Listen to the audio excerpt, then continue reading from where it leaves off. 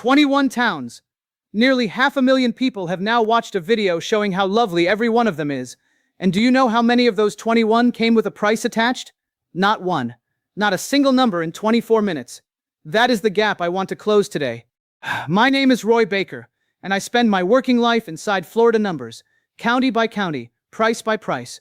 So I am going to walk the same 21 towns, in the same order, and do the thing those lists never do. Everyone gets its number, and everyone gets the catch. Before we start, tell me in the comments where you are watching from tonight. Ohio, Michigan, Pennsylvania, New York, Ontario, or alumni somewhere in Pinellas County, with the fan running. And if one of these towns is already on your short list, name it, because I read every one of these. One quick piece of housekeeping that matters more than it sounds. The figures I am giving you are county typical home values, from Zillow, dated June of this year. For most of these towns, the county number is a fair guide. For 4 of them, it is wildly, comically low, and I will tell you exactly which 4 and why when we get there.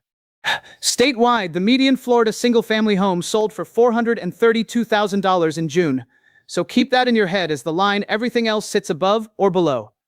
Number 1. Seaside, up in the Panhandle. The pastel cottages, the white picket fences, the town that looks like a film set because it literally was one. Walton County comes in at $658,800, which is the second highest number on this entire list. The catch is that Seaside is not really a town in the way you mean it. It is a resort, beautifully run, and most of what you see is rental inventory. You are not buying into a neighborhood. You are buying into an occupancy calendar. Number 2. Micanopy, just south of Gainesville. Live oaks so heavy with Spanish moss they close over the road. Antique shops. A main street that has barely changed in a century. Alachua County sits at $307,651, comfortably under the state median. This is one of the genuinely affordable ones. The catch is scale. Micanopy is tiny, a few hundred people, so your groceries, your hardware, your specialists are all a drive into Gainesville. That drive is fine at 65. Ask yourself how it feels at 80. Number 3. Boca Grande, out on Gasparilla Island. Golf carts instead of cars, banyan trees, one of the most exclusive addresses in the state. Levy County reads $340,798. And this is the first of my 4 liars. Levy County contains Cape Coral and Lehigh Acres, and tens of thousands of ordinary houses. Boca Grande contains almost none of them. The island trades in the millions. Take the county number here and throw it away. Number 4. Apalachicola, on the forgotten coast. Oyster boats, tin roofs, a working waterfront that has not been polished into a theme. Franklin County is $419,703. The catch is isolation, and it is a serious one. The nearest full-service hospital is a long way off. The county is small and storm-exposed, and this stretch took a direct hit not long ago. Beautiful, real, and remote in a way that stops being romantic the first time you need an ambulance. Number 5. Mount Dora, in the middle of the state. High ground above the lake. A genuine 19th century main street. Festivals that fill the town. Lake County is $363,783, under the state median, and Mount Dora itself runs a premium on top, because everybody already knows. The catch is the weekends. In season the town fills, parking becomes a sport, and the locals grumble. Live a street back from the center, and you get the charm without the traffic. Number 6. Palm Beach. Worth Avenue. The hedges, the Mediterranean facades. Palm Beach County is $467,365, and that is my second liar. The county runs from Belle Glade to the ocean, and averages all of it together. The island itself is one of the most expensive pieces of residential land in America. If you are shopping on a retirement budget, this is a place to walk around, not a place to buy. Number 7. Dunedin, on the Gulf Coast near Clearwater. Brewery Town, Scottish heritage, the Pinellas Trail running straight through it, and Honeymoon Island a few minutes away. Pinellas County is $368,443. This is one of the strongest genuine candidates on the whole list. It is walkable. It is dog-friendly to an almost absurd degree. The hospitals in Clearwater and Tampa are close, and it is not a season-only town. The catch is that Pinellas is the most densely populated county in Florida. So quiet is relative, and traffic is real. Number 8. Anna Maria Island. Low rise by law, no building taller than 3 stories, old Florida beach cottages in sherbet colors, and a free trolley that runs the length of the island. Manatee County is $408,613. The catch is the word island. Flood insurance, evacuation orders, and one bridge on and off, which is fine on a Tuesday in March and is not fine when a storm is 3 days out and everybody leaves at once. The island itself also prices well above its county, for the same reason as the others on this list. Number 9. Alys Beach, back in the Panhandle. Every building white, Bermuda-influenced, courtyards and shaded walkways, genuinely unlike anywhere else in the country. Walton County again at $658,811. And this is my third liar. Alys Beach is one of the most expensive addresses on the entire Gulf Coast, and the county figure is not in the same postcode as reality. There is something else worth saying about all three of these panhandle resort towns while we are here. They are master-planned communities with design codes that govern the color of your render, the shape of your windows, and the planting in your garden. That is exactly why they photograph so beautifully. It is also a very particular way to live, and people who have spent 40 years doing as they please with their own house do not always take to it. Number 10. Cedar Key, out on the nature coast. Stilt houses over the water. Clam farming. No chain anything. A place that feels like Florida did 50 years ago. Levy County is $287,640, and that makes it the cheapest number on this entire list. The catch is exposure. Cedar Key sits low and open to the Gulf, and it has taken serious storm damage in recent years. It is affordable for a reason, and the reason arrives every few years with a name and a wind speed. If you buy here, you are not buying a discount. You are being paid to carry a risk, and you need to be honest with yourself about whether you can carry it at your age. Number 11. Vero Beach, on the Treasure Coast. Old money that does not shout about it. Oak Canopy Roads, a beach town with an actual bookshop and a theater.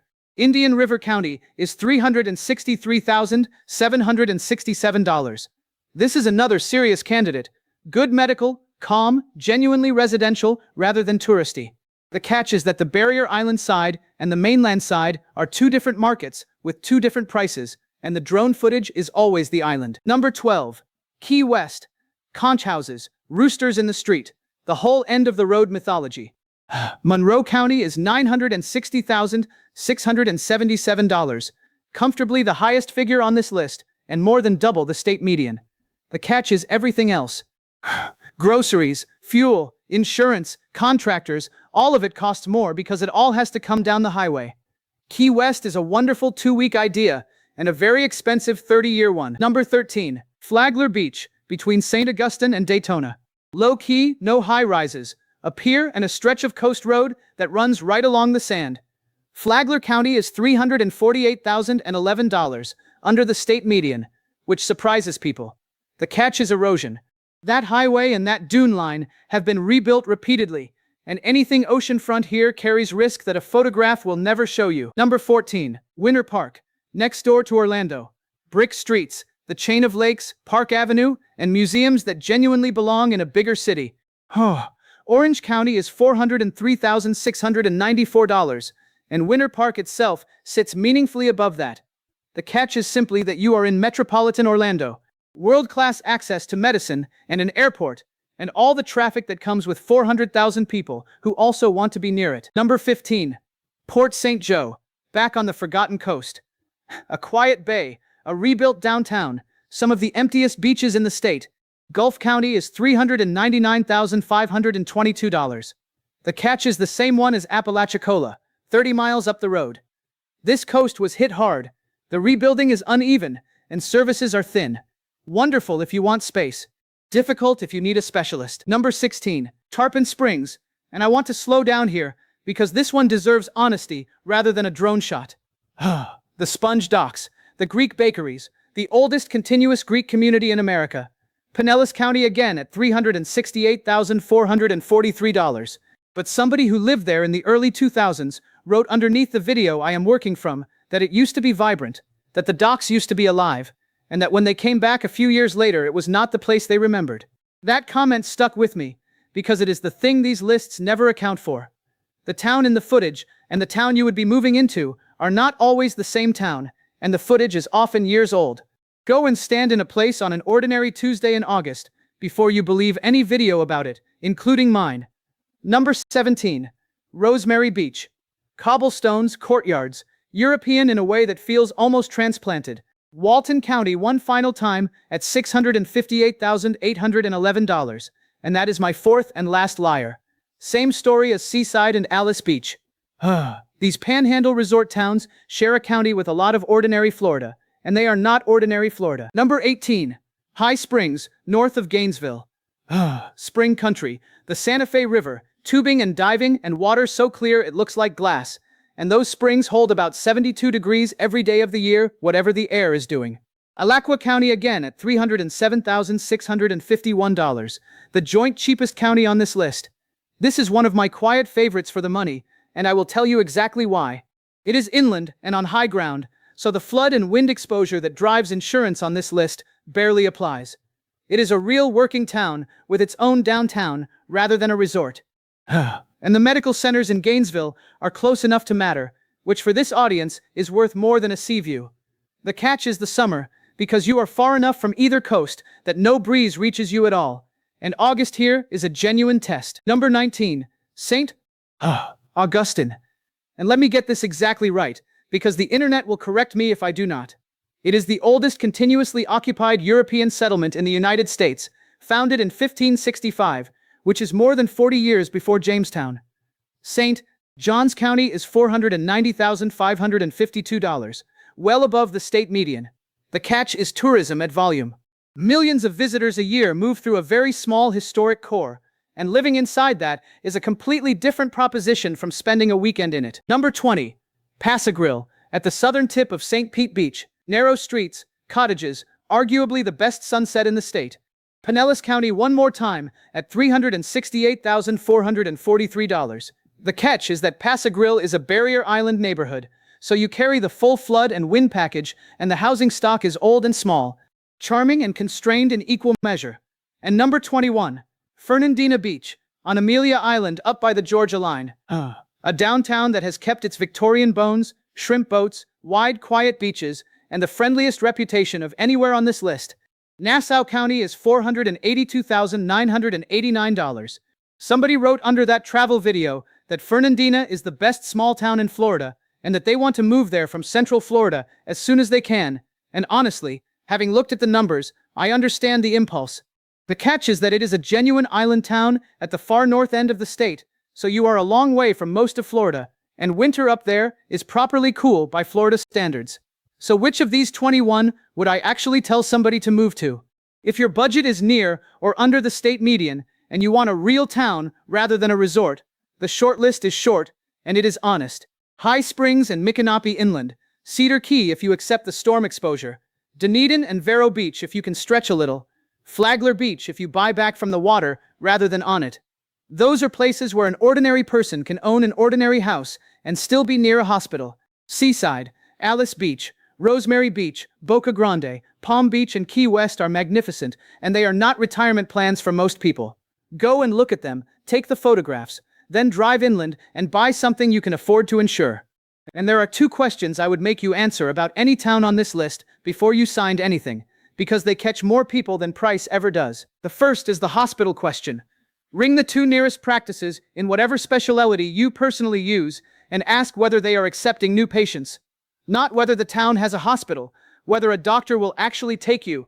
In the fast-growing retiree counties, the answer is often no, and you find that out at the exact moment you need it to be yes. It is a 5-minute telephone call, and it will tell you more than any video. The second is the August question. Every single one of these towns is beautiful in February. That is when the footage gets shot, and that is when you will visit. Go back in the middle of August, on an ordinary weekday, and see what is actually open, how many houses are dark, and whether you can stand being outside at 2 in the afternoon. Half of these places empty out in the summer, and the other half fill up so hard you cannot park. Both of those are livable. Neither of them is what you saw on the screen.